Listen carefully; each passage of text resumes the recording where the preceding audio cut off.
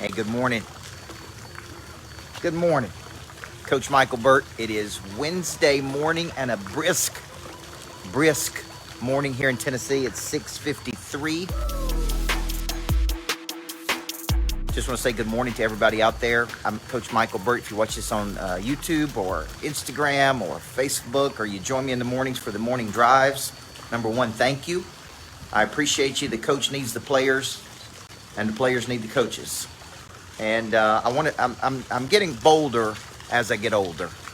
And at the advice of some of my good friends, they're like, Coach, you just need to be bolder. And one of the habits of the top 1% of performers is remarkable boldness.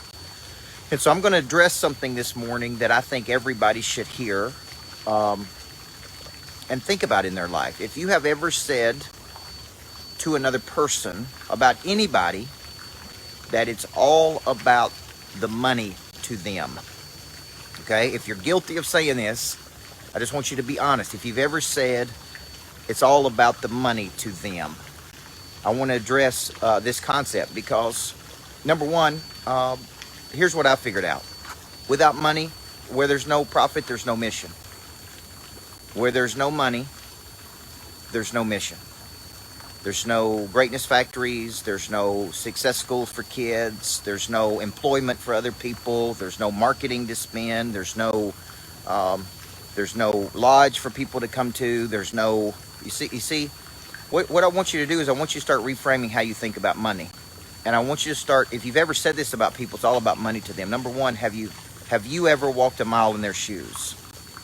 Have you ever seen what they've gone through to get to where they are today? Have you ever put the work in that possibly those people have put in?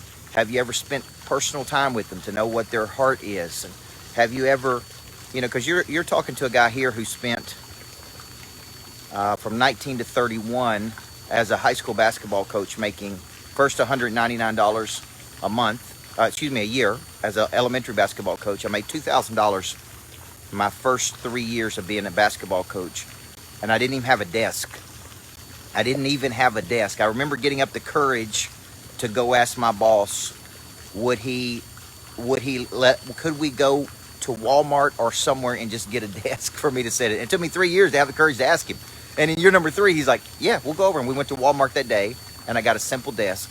I made $2,000 a year, Alejandro, and I did that for 3 years. I didn't whine, I didn't complain, I didn't make excuses. And then I got the head coaching job, Sean Salas, and I made $24,000 a year maybe, and I did that and at my peak I was making $60,000 a year, and I was working 80 hours a week, sacrificed everything in my life, and I didn't even think about money, just to be honest with you. I think I never had more than $2,500 in my bank account. I had a nice condo, 2-bedroom condo that I loved, and I was doing exactly what I love to do. And then I started a business at 31 years old, and I lost, I want to say $75,000 my first year somehow.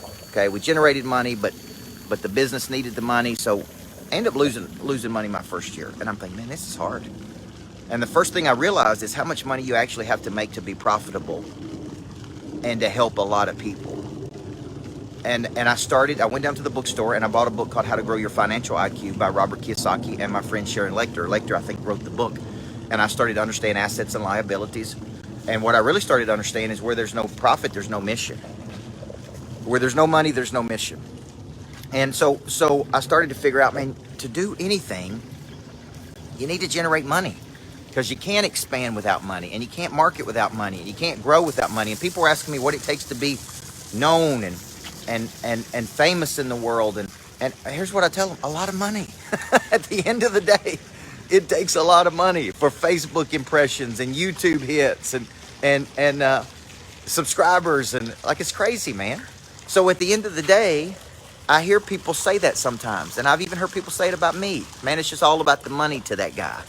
And number one, it's pretty offensive to a guy like me who spent 30 years of his life. I think my mom's on here. She'll tell you how many hours I spend a day helping other people at the expense of my own family, at the expense of seeing people, my friends, at the expense of, right? So when I hear people say that, number one, I don't get offended, but it is pretty offensive for people to say that when they really don't even know what they're talking about. They really don't even know a person's heart. They don't even know. Like, go walk a mile in those people's shoes one day and then come back and tell them it's all about the money.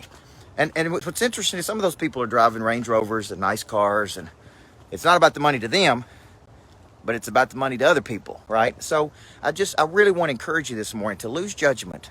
Number one, lose your judgment of other people. Lose criticizing other people. Lose worrying about other people. Lose making assumptions about other people. And what we should be doing is to focus it on us. What can we do today to help people? What can we do today to advance? What can we do today to expand? What can we do today? And so I'm going to start addressing some of these crazy things that I hear from people, because I know people have said that about me.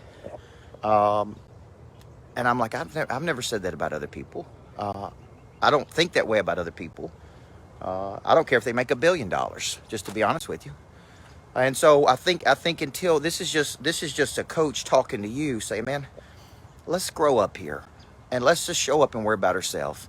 Let's not worry about what other people have and don't have, and what they do and what they don't do, and how hard they do it, and what their motives are, because you don't know their motives at the end of the day, right, Brian Covey? You don't know their motives. You don't know what they're doing. You don't know what they sacrificed. You don't know where they came from. You don't know what they've been through. So part of this concept of empathy is trying to just place yourself in their shoes and understand a little bit what they're thinking. And so I would tell you that money is just paper. It's all it is. It's just a piece of paper. I've been happy with it. I've been happy without it.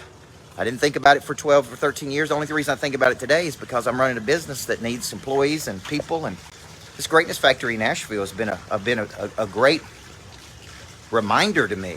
The plans for the Greatness Factory, 100,000. The air conditioning units, the furniture, the buying the building, that was, $4 million.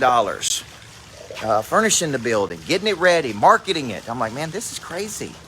So at the end of the day, you got to ask yourself, how big are your goals and purposes, and do you have enough money to reach your purposes? Because at the end of the day, it's going to come back and say, hey, man, it's going to cost a lot of money to do this. And it's like, do you have the money to do it? And if you don't, then you're just sitting there with a dream with no fuel. And so that's my take on it, guys. So if you've ever been out there and you said this to people, good morning, Daniel. It's all about the money to them, and you don't know them, you've never talked to them, you've never had a conversation with them, you've never sit down with them, you've never heard their story, then I want to encourage you, just quit saying it, man. Quit saying it about people, because many times it ain't true, right?